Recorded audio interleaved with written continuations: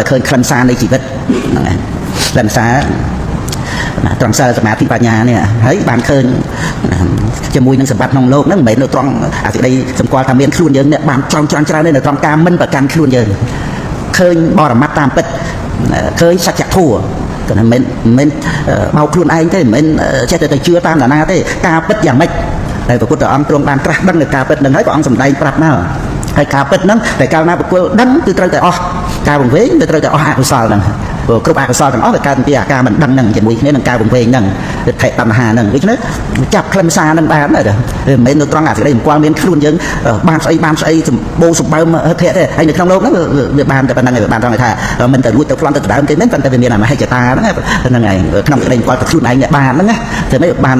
ក្រៅមកសប្បាយរីករាយជាមួយនឹងរបស់ក្នុងលោកហ្នឹងហ្នឹងឯងដោយធម្មទេសនាហ្នឹងព្រះថាលោកបញ្ចូលត្រង់អនុភូតបញ្ចៈទេសនាហ្នឹងគឺកម្មសកតាបញ្ញាដែលបានដឹងសរុបប្រតិកម្មកម្មនិងបញ្ញាដឹងនាមរូបរួមទៅដោយបច្ច័យព្រះថាបញ្ចូលសកសង្យុត្តហ្នឹងហើយក៏ព្រះថេរៈក៏សម្ដែងដូចគ្នាអញ្ចឹងហ្នឹងហើយក្នុងសកសង្យុត្តហ្នឹងពិតមែនតែអិន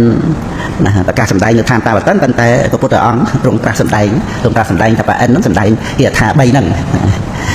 ប្ររពចំពោះសព្វពុទ្ធរដ្ឋៈដែលបានទៅជាទេវបុត្រឋានតាវតិនហ្នឹងណាហ្នឹងឯងប្រជុំ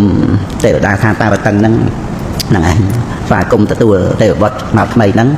កុំឲ្យមើលងាយមើលថោកអីគាត់នៅទីមនុស្សកើតខ្លួនដើរសុំទានអីហ្នឹងណាហ្នឹងឯងហ្នឹងមាន3វិធាថាតទៅទៀតហ្នឹងគឺចាប់ផ្ដើមយសៈសទ្ធាយសៈមុនហ្នឹងយសៈក្រោយមកយសៈនៅកណ្ដាលហ្នឹងយសៈនៅក្នុងបាតទី1ហ្នឹងចំណាំយសៈសទ្ធាតថាកតេអចលាសពតិថេតាអចលាសពតិថេតាគឺសទ្ធាមិនញាប់ញោអចលាហ្នឹងសពតិថេតាហ្នឹងតាំងនៅទៅល្អតថាកតេហ្នឹងក្នុងព្រះតថាគតហ្នឹងឯងយសៈគឺបុគ្គលឯណាហ្នឹងហើយមានណាដោយសង្ឃេប្រសាទោយសត្ថិយ៉ាងមានពាក្យអត្ថិហ្នឹងព្រះថាលោកថាឲ្យបញ្ចូលអត្ថិហ្នឹងគឺបានន័យថាក្នុងខ្លឹមសារគឺថាបុគ្គលឯណាដែលថាមានសទ្ធាហ្នឹងឯងមិនតម្រូវញាប់ញោក្នុងព្រះតថាគតហ្នឹងជាសទ្ធាដែលតាំងនៅដោយល្អព្រះពុទ្ធបរិស័ទយើងពិចារណាមើលសទ្ធាដែលយើងមានហ្នឹងវាតេតងទៅនឹងបញ្ញាដែលបានដឹងថាសត្វលោកប្រព្រឹត្តទៅតាមកម្មលទ្ធិសាសនាដទៃច្រើនណាអត់បានមកបង្ហាត់បង្រៀនអត់បានដឹងតាមសេចក្តីពិតថាសត្វលោកប្រព្រឹត្តទៅតាមកម្មទេនៅក្នុងអិសរៈនិមានវាទឬក៏អហេតុកវាទឬក៏បពេកតវាទអីផ្សេងណាហ្នឹងហើយមិនងាយណាងាយដែលយើងមានផាត់តំណាងកើតមកក្នុងប្រទេសសំគូបាក់វិស័យបងយើងប្រាថ្នាបានជួបជាមួយនឹងពុទ្ធសាសនាគួរបរិស័ទអរបានជួបមែនអញ្ចឹងហើយក៏ឧបនិស្ស័យខ្សែទុកមួយបត្រៃ3ដកហ្នឹងគឺថាធ្វើឲ្យយើងបានចេះដឹងដែលមនុស្សរាប់ពាន់លាននេះអត់បានដឹងទេណាហើយ